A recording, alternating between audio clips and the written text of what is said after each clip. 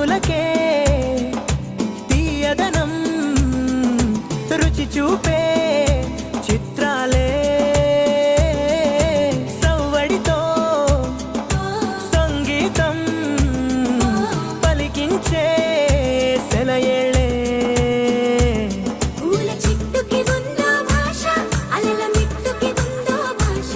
అర్థమవ్వని వాళ్ళే లేరే అర్థం మాట్లాడే భాష పలకరింపే పులకరింపై పిలుపునిస్తే